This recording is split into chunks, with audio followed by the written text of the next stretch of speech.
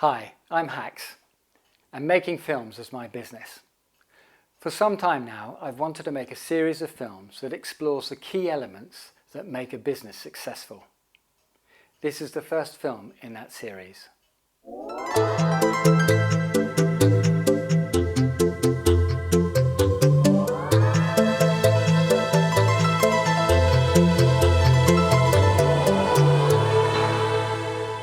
I've always been interested in the way people interact with each other and why some people are more successful than others with what would appear to be less skills. And you think, how do they do that? And I'd met a guy as well in the same business, and he was a Dale Carnegie trainer, and I couldn't work out why I liked him. And then we got to talking and we became really good friends, and he showed me lots of the Dale Carnegie stuff, and it's all about people. And for me, one of the biggest lessons, if you can build relationships with people, then you can do well, because that is the essence of it. And then put that together with a system within business, and if you take the product out of a business, all businesses are exactly the same. Very few people are trained in business. They don't understand business, so they've got an employee mindset. So most people that go into their own business have come from working from somebody else.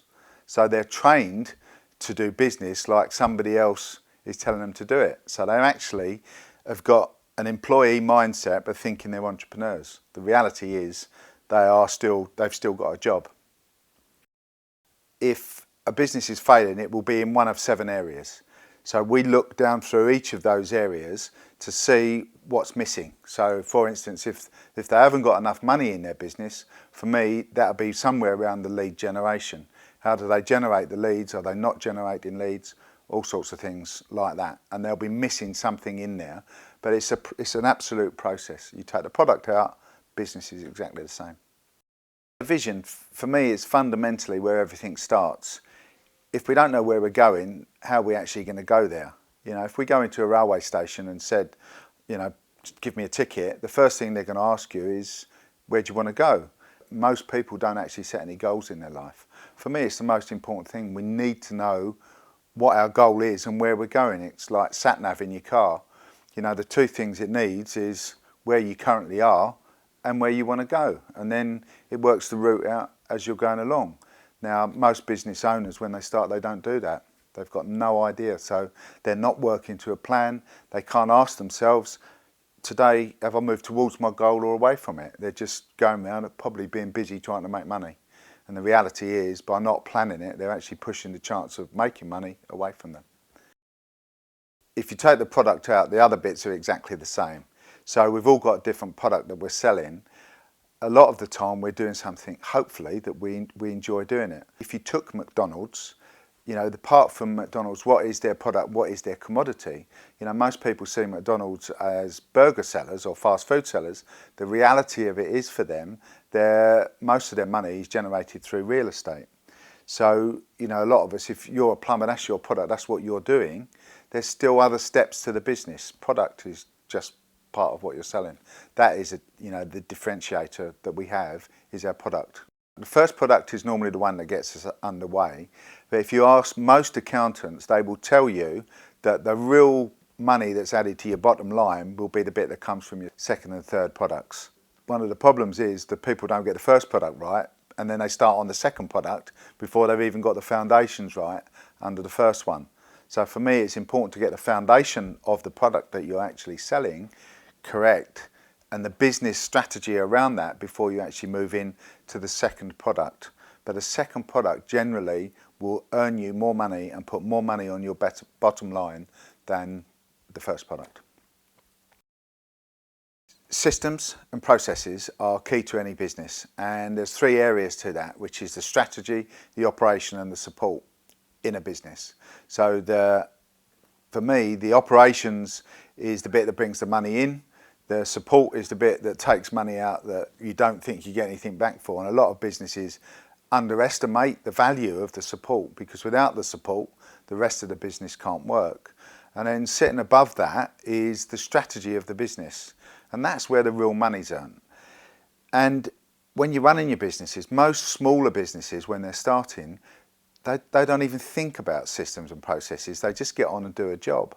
Now, your systems and processes will determine how successful your business is. From making a cup of tea in the morning to, at the end of the day, collecting your money, everything is system and process driven. An example of that, one of my clients, I'd go and visit him. He's a very successful financial advisor, and I'd go and meet him, and I see him every other week, go into his office, and he'd say, "Would you like a tea or coffee?" And I said, "Yeah, I'll have a cup of tea, please." And he said, "We haven't got any milk." So as simple as he's got visitors in the office and there's not a process to bring milk in. Systems and processes run businesses. People run systems and processes. If you get the systems and processes right, you then train the people to run those systems and processes. It's as easy as that. Positioning for me is probably the key area. There's very, very few unique businesses in the marketplace.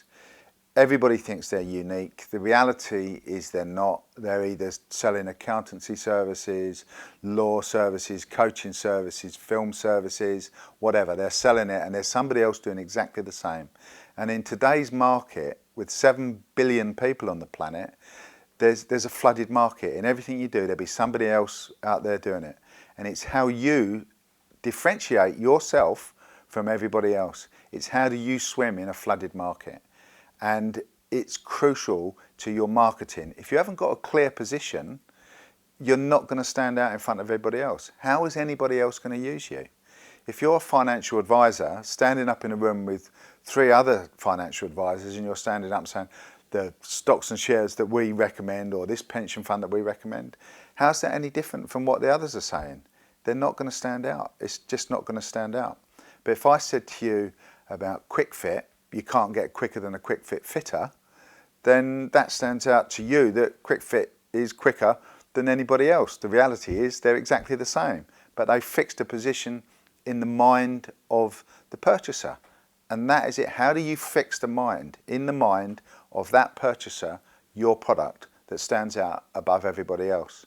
Doesn't necessarily mean it's true, but it's the perception in the buyer's mind that counts. And it's how do you do that? It's absolutely crucial, because you can't market without a clear position, because you'll be just like everybody else. Lead generation is crucial, and businesses in advanced growth will have a very high proportion of pre-sold leads falling through their door. In other words, hot referrals from previous clients. It's absolutely crucial in your business to do that. So you're actually farming your leads rather than having to go out hunting all the time. And if it's hard work hunting. And what we really need people to do with their lead generation is think ahead, but look after the clients that they've got and work that out so that they keep coming back. And then when they've bought a product from you, they come back again and again. So, have you got a process of picking the phone up and even going out and generating leads, how you can make 10 phone calls and get 10 appointments? It's possible. One of my seminars, I demonstrated how we could do that, just random phone calls. But it's a process to generate leads that are coming to you rather than you go to them. All of the people that come on my mindset courses all come, or 85% of those come from referral source. It's all referral, where somebody's been on the course and says, yeah, that's a fantastic course, it's made a big difference, and they recommend somebody else. And then we top it up by usual processes of a little bit of advertising, a little bit of marketing. Sales are the lifeblood. If you haven't got any sales, you haven't got any business. We're all selling, whether we like it or not. We're all selling from the moment we get up. We're either selling an opinion, we're selling our product, we're selling everything. You're always selling. And most small business owners are afraid of selling, because at a subconscious level, they believe that salespeople are not the nicest people in the world. They think they're taking advantage of them. So it makes it really difficult when you're not congruent when you're selling yourself, because at a deeper level, you're thinking, oh, does this person think I'm ripping them off? Or, is this really good value? But a sales process is vital to everybody. Now, most traditional selling was done from a 4-step process. I believe that it's about integrity selling, and it's actually identifying exactly what the client wants rather than you forcing something on them. So if we talk about a car salesman, you come in and the salesman says to you, "Hello, Mr. Customer, how can I help you today?" And you say, "Oh, I'm just looking." And he said, "I know you're looking, but what are you looking for?" And then you say, "Well, I'm looking for a red hatchback." And he says, "Fantastic, come and look at my blue hatchback round the back," because he's selling something that he's got to sell. The reality of it is, it's about selling what you want and having that product there. And then it's not a difficult sell. It's finding that bit, and it's listening, understanding, and bringing out from that client exactly what it is. For me, it's part of fact, feel, fear, find. So let's find out the facts. Let's find out the fears. Let's find out what's really stopping somebody from buying. Let's find out how they feel about it. They're the things, because if you invoke a feeling in somebody, they're more likely to move towards buying from you. And then ultimately, when you come to the close, if you've done everything above, then it's easy. I get asked on a lot of sales seminars that I do for people. I did quite a big one for 80 estate agents, and I said, "So okay, what would you like to get?" Half of the room said they want how to overcome objections, and the other half of the room are saying, "Well, we need new closing techniques." To me, that's all rubbish. If you do your job properly early on in the sales process, then you won't have to do that. All you just do at the end of it is ask for the business.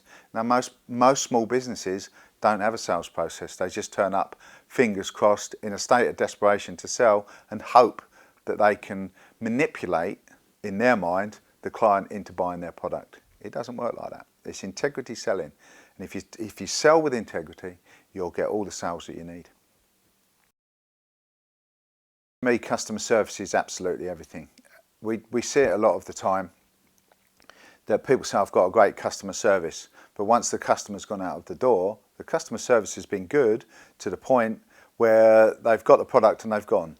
It's after that that's important. And for me, the whole thing about the customer service is how they will then go and tell everybody, which goes back to the lead generation. So your finished customer is part of your lead generation because they're telling everybody. And also that you've done such a good job that they come back up the list to where they're actually buying your second product because you haven't got to sell it then. They want it because they've had such a good service.